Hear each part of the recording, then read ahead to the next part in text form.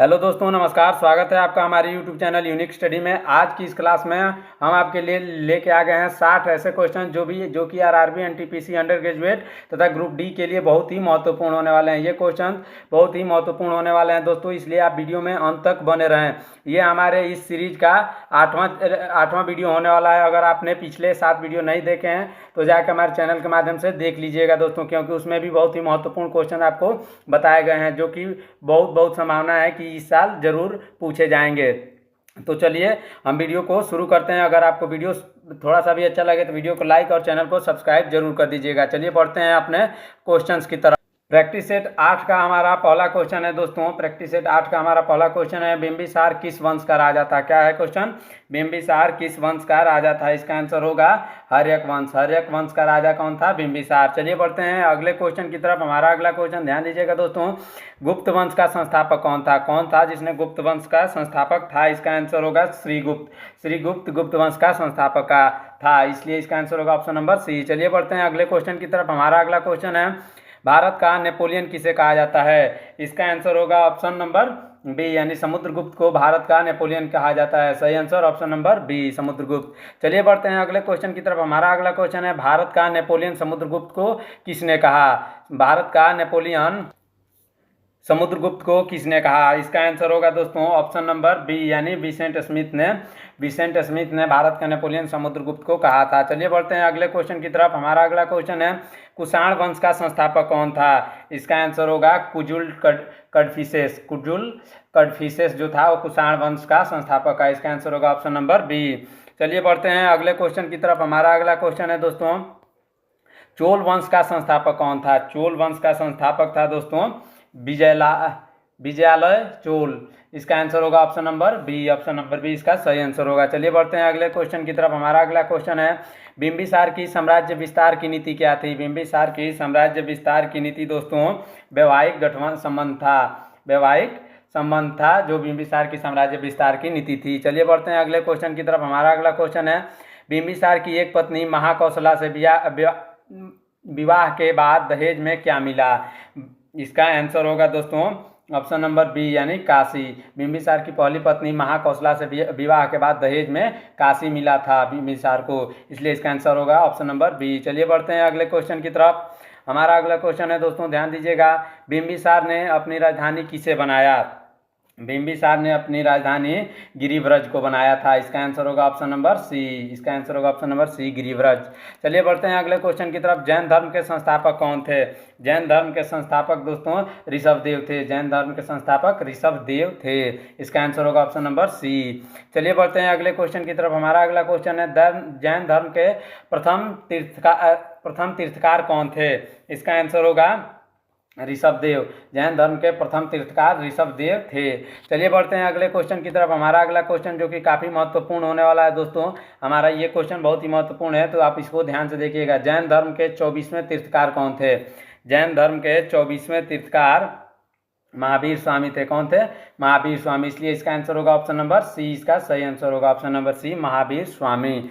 चलिए बढ़ते हैं अगले क्वेश्चन की तरफ। हमारा अगला क्वेश्चन है, महावीर स्वामी का वास्तविक संस्थापक कौन से धर्म के माने जाते हैं? इसका आंसर होगा जैन धर्म। महावीर स्वामी वास्तविक संस्थापक जैन धर्म के माने जाते हैं। इसका आंसर होगा ऑप्शन नंबर सी। चलिए बढ़ते हैं अगले क्वेश्चन की तरफ। हमारा अगला क्वेश्चन है, जैन धर्म के साहित्यों को किस नाम से जाना जाता है? जैन धर्म के साहित्यों को दोस्तों आगम नाम से जाना जाता है। किस नाम से? आगम नाम से। आगम नाम से, इसलिए इसका आंसर होगा ऑप्शन नंबर बी, आगम। चलिए बढ़ते हैं अगले क्वेश्चन की तरफ। हमारा अगला क्वेश्चन है, पहली बौद्ध संगति कब हुई थी? पहली बौद्ध संगति कब हुई थी? इसका आंसर होगा ऑप्शन नंबर बी, यानी 483 ईसा पूर्व पहली बौद्ध संगति हुई थी। इसका आंसर होगा ऑप्शन नंबर बी। चलिए बढ़ते हैं अगले क्वेश्चन की तरफ। हमारा अगला क्वेश्चन है, पहली बौद्ध संगति के समय किसका शासन था? पहली बौद्ध संगति के समय अजात शत्रु का शासन हुआ करता था दोस्तों, इसलिए इसका आंसर होगा ऑप्शन नंबर सी, अजात शत्रु। चलिए बढ़ते हैं अगले क्वेश्चन की तरफ। हमारा अगला क्वेश्चन है, पहली बौद्ध संगति के अध्यक्ष कौन थे? जब पहली बौद्ध संगति हुई थी तो उसके अध्यक्ष थे महाकश्यप। महाकश्यप उसके अध्यक्ष थे, इसलिए इसका आंसर होगा ऑप्शन नंबर डी। चलिए बढ़ते हैं अगले क्वेश्चन की तरफ। हमारा अगला क्वेश्चन है, पहली बौद्ध संगति किस स्थान पर हुई थी? पहली बौद्ध संगति दोस्तों राजगृह में हुई थी। राजगृह में, तो इसका आंसर होगा ऑप्शन नंबर सी। इसका सही आंसर होगा। चलिए बढ़ते हैं अगले क्वेश्चन की तरफ। हमारा अगला क्वेश्चन है तीसरी बौद्ध संगति कब हुई थी। तीसरी बौद्ध संगति दोस्तों 251 ईसा पूर्व हुई थी। इसका आंसर होगा ऑप्शन नंबर सी, इसका सही आंसर होगा 251 ईसा पूर्व। चलिए बढ़ते हैं अगले क्वेश्चन की तरफ। तीसरी बौद्ध संगति किस स्थान पर हुई थी। तीसरी बौद्ध संगति पाटलिपुत्र में हुई थी। पाटलिपुत्र में तीसरी बौद्ध संगति हुई थी। इसका आंसर होगा ऑप्शन नंबर सी। चलिए बढ़ते हैं अगले क्वेश्चन की तरफ। हमारा अगला क्वेश्चन है तीसरी बौद्ध संगति के समय राजा कौन था। तीसरी बौद्ध संगति के समय राजा अशोक मौर्य थे। कौन थे? अशोक मौर्य। इसका सही आंसर होगा option number C, Ashoka Maurya. चलिए बढ़ते हैं अगले क्वेश्चन की तरफ। हमारा अगला क्वेश्चन है तीसरी बौद्ध संगति के अध्यक्ष कौन थे। तीसरी बौद्ध संगति के अध्यक्ष थे मोगलीपुत्र तीस। मोगलीपुत्र तीस। इसका सही आंसर होगा ऑप्शन नंबर सी। चलिए बढ़ते हैं अगले क्वेश्चन की तरफ। हमारा अगला क्वेश्चन है चौथी बौद्ध संगति किस स्थान पर हुई थी। क्या है क्वेश्चन? चौथी बौद्ध संगति किस स्थान पर हुई थी। इसका आंसर होगा कुंडलवन, जम्मू कश्मीर में हुई थी चौथी बौद्ध संगति। यह बौद्ध संगति से हर साल 1 या 2 क्वेश्चन आता है, तो आप इसको ध्यान से देखिएगा क्वेश्चन दोस्तों, इसमें कंफ्यूज नहीं होना है। पहली, दूसरी और चौथी बौद्ध संगति में कंफ्यूज नहीं होना है दोस्तों। चलिए बढ़ते हैं अगले क्वेश्चन के लिए तरफ, ध्यान दीजिएगा दोस्तों। हमारा अगला क्वेश्चन है चौथी बौद्ध संगति किस शताब्दी में हुई थी। चौथी बौद्ध संगति किस शताब्दी में हुई थी। इसका आंसर होगा पहली शताब्दी में चौथी बौद्ध संगति हुई थी। इसका आंसर होगा ऑप्शन नंबर सी। चलिए बढ़ते हैं अगले क्वेश्चन की तरफ। हमारा अगला क्वेश्चन है चौथी बौद्ध संगति के समय राजा कौन था। चौथी बौद्ध संगति के समय राजा कनिष्क थे। कौन थे? कनिष्क। इसका सही आंसर होगा ऑप्शन नंबर डी। चलिए बढ़ते हैं अगले क्वेश्चन की तरफ। हमारा चौथी बौद्ध संगति के अध्यक्ष कौन थे। चौथी बौद्ध संगति के अध्यक्ष कौन थे। इसका आंसर होगा वसुमित्र। वसुमित्र चौथी बौद्ध संगति के अध्यक्ष थे। चलिए बढ़ते हैं अगले क्वेश्चन की तरफ। हमारा अगला क्वेश्चन है आपात उपबंध यानी इमरजेंसी प्रोविजन संविधान के किस भाग में आते हैं। इमरजेंसी प्रोविजन संविधान के किस भाग में आते हैं। इसका आंसर होगा भाग 18। भाग 18 यानी ऑप्शन नंबर सी इसका सही आंसर होगा। चलिए बढ़ते हैं अगले क्वेश्चन की तरफ। हमारा अगला क्वेश्चन है दोस्तों राष्ट्रीय आपातकाल अब तक भारत में कितनी बार लगाया गया है। राष्ट्रीय आपातकाल अब तक भारत में 3 बार लगाया जा चुका है दोस्तों, 3 बार। इसका सही आंसर है ऑप्शन नंबर सी, 3 बार। चलिए बढ़ते हैं अगले क्वेश्चन की तरफ। अगले क्वेश्चन की तरफ बढ़ने से पहले दोस्तों हम आपको बता देना चाहते हैं कि ये जो आरआरबी एनटीपीसी का और ग्रुप डी से रिलेटेड महत्वपूर्ण क्वेश्चंस का ये वीडियो नंबर 8 है। अगर आपने इसके पहले वाला वीडियो नहीं देखा है तो हमारे चैनल के थ्रू जाके देख सकते हैं। इसमें हमने बहुत ही महत्वपूर्ण क्वेश्चंस डाल रखे हैं। तो अगर आपको वीडियो पसंद आए तो लाइक तथा चैनल को सब्सक्राइब जरूर कर दीजिएगा। चलिए बढ़ते हैं अगले क्वेश्चन की तरफ। हमारा अगला क्वेश्चन है 44वें संविधान संशोधन अधिनियम 1978 के द्वारा अनुच्छेद 352 में क्या जोड़ा गया था। 44वें संविधान संशोधन अधिनियम 1978 के द्वारा अनुच्छेद 352 में मंत्रिमंडल शब्द जोड़ा गया था। इसका आंसर होगा ऑप्शन नंबर ए, मंत्रिमंडल शब्द। चलिए बढ़ते हैं अगले क्वेश्चन की तरफ। हमारा अगला क्वेश्चन है अनुच्छेद 43 किससे संबंधित है। अनुच्छेद 43 कर्मकारों की उचित मजदूरी से संबंधित है। इसका आंसर होगा ऑप्शन नंबर सी, इसका सही आंसर हो जाएगा कर्मकारों की उचित मजदूरी। चलिए बढ़ते हैं अगले क्वेश्चन की तरफ। हमारा अगला क्वेश्चन है अनुच्छेद 23 किससे संबंधित है। अनुच्छेद 23 दोस्तों मानव दुर्व्यापार और बलात्श्रम के से संबंधित है। इसका आंसर होगा ऑप्शन नंबर ए। चलिए बढ़ते हैं अगले क्वेश्चन की तरफ। हमारा अगला क्वेश्चन है अनुच्छेद 24 किससे संबंधित है। अनुच्छेद 24 दोस्तों बालकों के नियोजन पर रोक पर संबंधित है। बालकों के नियोजन पर रोक पर संबंधित है। इसका आंसर होगा ऑप्शन नंबर बी। चलिए बढ़ते हैं अगले क्वेश्चन की तरफ। हमारा अगला क्वेश्चन है दोस्तों, हमारा अगला क्वेश्चन है अनुच्छेद 22 किससे संबंधित है। अनुच्छेद 22 दोस्तों गिरफ्तारी से संरक्षण से संबंधित है, इसलिए इसका आंसर होगा ऑप्शन नंबर सी, अनुच्छेद 22 गिरफ्तारी की संरक्षण से संबंधित है। चलिए बढ़ते हैं अगले क्वेश्चन। अनुच्छेद 44 किससे संबंधित है। अनुच्छेद 44 दोस्तों अनुच्छेद 44 समान नागरिक संहिता से संबंधित है। इसका आंसर होगा ऑप्शन नंबर बी, इसका सही आंसर होगा ऑप्शन नंबर बी यानी समान नागरिक संहिता। चलिए बढ़ते हैं अगले क्वेश्चन की तरफ। अगला क्वेश्चन हमारा अनुच्छेद 152 किससे संबंधित है दोस्तों। अनुच्छेद 152 राज्य की परिभाषा से संबंधित है। राज्य की परिभाषा से संबंधित है, इसलिए इसका आंसर होगा ऑप्शन नंबर सी, इसका सही आंसर होगा राज्य की परिभाषा। चलिए बढ़ते हैं अगले क्वेश्चन की तरफ। अगला क्वेश्चन अनुच्छेद 17 किससे संबंधित है।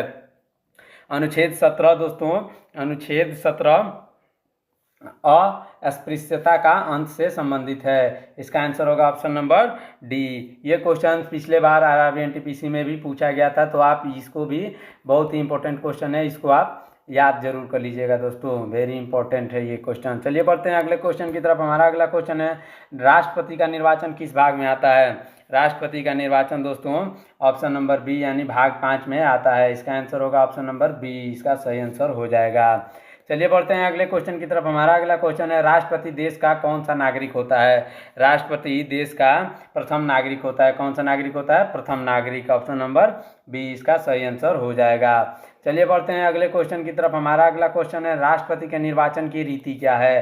राष्ट्रपति के निर्वाचन की रीति है दोस्तों आनुपातिक प्रतिनिधित्व में मत प्रणाली के अनुसार एकल संक्रमणीय मत पद्धति। इसका आंसर होगा ऑप्शन नंबर बी। चलिए बढ़ते हैं अगले क्वेश्चन की तरफ। हमारा अगला क्वेश्चन है दोस्तों, वायुमंडल में ऑक्सीजन का प्रतिशत कितना है? वायुमंडल में ऑक्सीजन लगभग कितना प्रतिशत है? इसका आंसर होगा 21%। इसका आंसर होगा ऑप्शन नंबर सी, इसका सही आंसर होगा 21%। चलिए बढ़ते हैं अगले क्वेश्चन की तरफ। हमारा अगला क्वेश्चन है, वायुमंडल में नाइट्रोजन का लगभग कितना प्रतिशत है? वायुमंडल में नाइट्रोजन लगभग 78% है। इसका सही आंसर होगा ऑप्शन नंबर सी, इसका सही आंसर है ऑप्शन नंबर सी। चलिए बढ़ते हैं अगले क्वेश्चन की तरफ। हमारा अगला क्वेश्चन है दोस्तों, हमारा अगला क्वेश्चन, भूमध्य रेखा से 90 डिग्री उत्तरी गोलार्ध या दक्षिणी गोलार्ध की तरफ जाने पर तापमान में क्या परिवर्तन होता है? इसका आंसर होगा दोस्तों, कमी आती है किसमें? तापमान में कमी आती है यदि हम भूमध्य रेखा से 90 डिग्री उत्तरी गोलार्ध या दक्षिणी गोलार्ध की तरफ जाएं। इसका सही आंसर होगा ऑप्शन नंबर बी यानी कमी आती है। चलिए बढ़ते हैं अगले क्वेश्चन की तरफ। हमारा अगला क्वेश्चन है, बसंत विषुवत कब होता है? बसंत विषुव कब होता है? इसका सही आंसर होगा ऑप्शन नंबर बी यानी 21 मार्च को बसंत विषुव होता है। इसका सही आंसर ऑप्शन नंबर बी। चलिए बढ़ते हैं अगले क्वेश्चन की तरफ। हमारा अगला क्वेश्चन है, शरद विषुव कब होता है? शरद विषुव कब होता है? इसका आंसर होगा 23 सितंबर को। 23 सितंबर को शरद विषुव होता है। इसका सही आंसर होगा ऑप्शन नंबर सी, 23 सितंबर। चलिए बढ़ते हैं अगले क्वेश्चन की तरफ। हमारा अगला क्वेश्चन है, अर्थशास्त्र के जनक किसे कहते हैं? अर्थशास्त्र के जनक एडम स्मिथ को कहते हैं। इसका सही आंसर होगा ऑप्शन नंबर सी यानी एडम स्मिथ को अर्थशास्त्र का जनक कहा जाता है। चलिए बढ़ते हैं अगले क्वेश्चन की तरफ। हमारा अगला क्वेश्चन है, द वेल्थ ऑफ नेशन पुस्तक किसने लिखी है? द वेल्थ ऑफ नेशन पुस्तक एडम स्मिथ ने लिखी है। इसका सही आंसर होगा option number C, the wealth of nation Adam Smith ने लिखी है। चलिए बढ़ते हैं अगले क्वेश्चन की तरफ। हमारा अगला क्वेश्चन है दोस्तों, भारतीय अर्थशास्त्री अमृत सेन को अर्थशास्त्र में नोबेल पुरस्कार कब मिला? इसका सही आंसर होगा 1998 में उनको नोबेल पुरस्कार मिला था, इसलिए इसका सही आंसर होगा ऑप्शन नंबर सी, 1998। चलिए बढ़ते हैं अगले क्वेश्चन की तरफ। दास कैपिटल पुस्तक किसने लिखी है? ये क्वेश्चन बहुत ही इंपॉर्टेंट है दोस्तों, आप इसको ध्यान से देखिएगा, बहुत ही इंपॉर्टेंट है क्वेश्चन ये। दास कैपिटल पुस्तक किसने लिखी है? इसका आंसर होगा ऑप्शन नंबर सी यानी कार्ल मार्क्स। कार्ल मार्क्स ने दास कैपिटल नामक पुस्तक लिखी है, इसलिए इसका सही आंसर होगा ऑप्शन नंबर सी। चलिए बढ़ते हैं अगले क्वेश्चन की तरफ। हमारा अगला क्वेश्चन है दोस्तों, तबला वादक जाकिर हुसैन के अलावा एक और प्रसिद्ध तबला वादक कौन है? तबला वादक जाकिर हुसैन के अलावा इसका आंसर होगा ऑप्शन नंबर सी यानी अल्लाह रखा खान। अल्लाह रखा खान जो है तबला वादक, प्रसिद्ध तबला वादक हैं। इसका सही आंसर होगा ऑप्शन नंबर सी। चलिए बढ़ते हैं अगले क्वेश्चन की तरफ। हमारा अगला क्वेश्चन है, सितार वादक रविशंकर के अलावा एक और प्रसिद्ध सितार वादक कौन है? इसका आंसर होगा विलायत खान। विलायत खान एक ऐसे हैं जो सितार वादक रविशंकर के अलावा एक और प्रसिद्ध सितार वादक हैं जो बहुत अच्छा सितार बजाते थे। इसका सही आंसर होगा ऑप्शन नंबर सी, विलायत खान। चलिए बढ़ते हैं अगले क्वेश्चन की तरफ। हमारा अगला क्वेश्चन है दोस्तों, बांसुरी वादक हरिप्रसाद चौरसिया के अलावा एक और प्रसिद्ध बांसुरी वादक कौन है? बांसुरी वादक के अलावा एक और प्रसिद्ध बांसुरी वादक पन्नालाल घोष थे दोस्तों। ये बहुत ही प्रसिद्ध बांसुरी वादक थे, हरिप्रसाद चौरसिया की तरह ये भी प्रसिद्ध बांसुरी वादक थे। इसका आंसर होगा option number A, Pannalal Ghosh. चलिए बढ़ते हैं अगले क्वेश्चन की तरफ। हमारा अगला क्वेश्चन है, राजस्थान के जयपुर में स्थित जवाहर कला केंद्र का वास्तुकार कौन था? इसका आंसर होगा चार्ल्स कोरिया। चार्ल्स कोरिया जो था राजस्थान में जयपुर में स्थित जवाहर कला केंद्र का वास्तुकार था। अगर आपको वीडियो अच्छा लग रहा है तो इसको लाइक जरूर करिएगा और चैनल को सब्सक्राइब जरूर करिएगा दोस्तों। आप सब्सक्राइब नहीं करते हैं, इसको सब्सक्राइब जरूर कर लीजिएगा दोस्तों, ताकि आपको हर रोज़ जीके जीएस के महत्वपूर्ण क्वेश्चन मिलते रहें। चलिए बढ़ते हैं अगले क्वेश्चन यानी 53 नंबर, जमदानी बुनाई किस भारतीय राज्य से संबंधित है? जमदानी बुनाई पश्चिम बंगाल से संबंधित होता है दोस्तों। इसका आंसर होगा ऑप्शन नंबर सी, पश्चिम बंगाल। चलिए बढ़ते हैं अगले क्वेश्चन की तरफ। हमारा अगला क्वेश्चन है, कांजीवरम बुनाई किस भारतीय राज्य से संबंधित है? कांजीवरम बुनाई किस भारतीय राज्य से संबंधित है? इसका आंसर होगा ऑप्शन नंबर बी, यानी तमिलनाडु से संबंधित है कांजीवरम बुनाई। चलिए बढ़ते हैं अगले क्वेश्चन की तरफ। हमारा अगला क्वेश्चन है, चिकनकारी कढ़ाई किस भारतीय शहर से संबंधित है? चिकनकारी कढ़ाई भारत के लखनऊ से संबंधित है। इसका आंसर होगा ऑप्शन नंबर बी, लखनऊ। चलिए बढ़ते हैं अगले क्वेश्चन की तरफ। हमारा अगला क्वेश्चन है दोस्तों, जीरा दोई कढ़ाई की भारतीय शहर से संबंधित है। जीरा दोई कढ़ाई किस भारतीय शहर से संबंधित है? इसका आंसर होगा दोस्तों ऑप्शन नंबर बी, वाराणसी से संबंधित है। इसका सही आंसर होगा ऑप्शन नंबर बी। चलिए बढ़ते हैं अगले क्वेश्चन की तरफ। हमारा अगला क्वेश्चन है, खादी वस्त्र को लेकर गांधी जी ने क्या कहा था? खादी वस्त्र को लेकर गांधी जी ने क्या कहा था? इसका आंसर होगा, खादी वस्त्र नहीं बल्कि एक विचारधारा है। खादी वस्त्र नहीं एक विचारधारा है, ऐसा कहना था गांधी जी का खादी वस्त्र को लेकर। चलिए बढ़ते हैं अगले क्वेश्चन यानी 58 नंबर क्वेश्चन की तरफ। खादी कार्यक्रम कब चलाए गए थे? खादी कार्यक्रम दोस्तों 1925 से 1927 के बीच में चलाए गए थे। 1925 से 1927 के बीच में। इसका सही आंसर होगा ऑप्शन नंबर बी।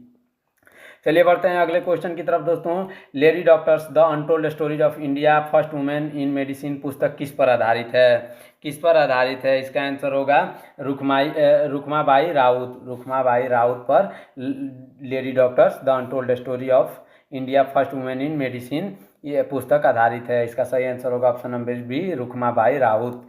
चलिए बढ़ते हैं अगले क्वेश्चन की तरफ। हमारा अगला क्वेश्चन है, पहले नंबर पर सबसे अधिक एटीपी टूर खिताब जीतने वाले टेनिस खिलाड़ी कौन हैं? टेनिस खिलाड़ी हैं दोस्तों जिमी कॉर्नर्स एक ऐसे खिलाड़ी हैं जो पहले नंबर पर सबसे अधिक एटीपी टूर खिताब जीतने वाले पहले टेनिस खिलाड़ी हैं। चलिए बढ़ते हैं अगले क्वेश्चन की तरफ। हमारा अगला क्वेश्चन है, दूसरे नंबर पर सबसे अधिक एटीपी टूर खिताब जीतने वाले टेनिस खिलाड़ी रोजर फेडरर है। रोजर फेडरर इसका सही आंसर हो जाएगा ऑप्शन नंबर सी। चलिए बढ़ते हैं अगले क्वेश्चन की तरफ। महात्मा ज्योतिबा फुले का जन्म कब हुआ था? ये क्वेश्चन इंपॉर्टेंट होने वाला है दोस्तों, आप इसको मार्क करके रख लीजिएगा, इसको आप नोट कर लीजिएगा दोस्तों। महात्मा ज्योतिबा फुले का जन्म कब हुआ था? इसका आंसर होगा 11 अप्रैल 1827 को। इसका सही आंसर होगा ऑप्शन नंबर ए, 11 अप्रैल 1827 को महात्मा ज्योतिबा फुले का जन्म हुआ था। चलिए बढ़ते हैं अगले क्वेश्चन की तरफ। महात्मा ज्योतिबा फुले का जन्म कहाँ हुआ था? उनका? इसका सही आंसर होगा ऑप्शन नंबर सी, यानी महाराष्ट्र में उनका जन्म हुआ था। चलिए बढ़ते हैं अगले क्वेश्चन की तरफ। हमारा अगला क्वेश्चन है दोस्तों, महात्मा ज्योतिबा फुले ने किस वर्ष सत्यशोधक समाज की स्थापना की थी? सत्यशोधक समाज की स्थापना किसने की थी पहले? ज्योतिबा फुले ने। और किस वर्ष की थी? इसका सही आंसर होगा 1873 में। 1873 इसका सही आंसर होगा ऑप्शन नंबर बी, 1873। चलिए बढ़ते हैं अगले क्वेश्चन की तरफ। हमारा अगला क्वेश्चन है, महात्मा ज्योतिबा फुले द्वारा लिखित पुस्तक का नाम क्या है? महात्मा ज्योतिबा फुले द्वारा लिखित पुस्तक का नाम गुलामगिरी है। क्या आंसर होगा? ऑप्शन नंबर बी, गुलामगिरी। इसका सही आंसर होगा ऑप्शन नंबर बी। चलिए बढ़ते हैं अगले क्वेश्चन की तरफ। हमारा अगला क्वेश्चन है, भारत का पहला बालिका विद्यालय किसने खोला था? भारत का पहला बालिका विद्यालय दोस्तों सावित्रीबाई फुले ने खोला था, जो कि इसका आंसर होगा option number C. Option number C इसका सही आंसर होगा, सावित्रीबाई फुले। इस तरह हमारा ये आज का क्लास यहीं पे ख़त्म करते हैं। अगर आपको वीडियो थोड़ा सा भी अच्छा लगा हो तो इसको लाइक करिएगा। अगर आपने अभी तक चैनल को सब्सक्राइब नहीं किया है तो चैनल को सब्सक्राइब जरूर कर लीजिएगा दोस्तों, ताकि ऐसे महत्वपूर्ण क्वेश्चन आपको आते रहें तथा आप अपने आरआरबी एनटीपीसी में अच्छा से अच्छा स्कोर कर पाएँ। ये क्वेश्चन ग्रुप डी के लिए भी बहुत महत्वपूर्ण है दोस्तों, तो इसलिए आप हमारे चैनल को सब्सक्राइब जरूर कर लीजिएगा, क्योंकि हर रोज़ ऐसे इसी सीरीज़ के क्वेश्चंस आ रहे हैं।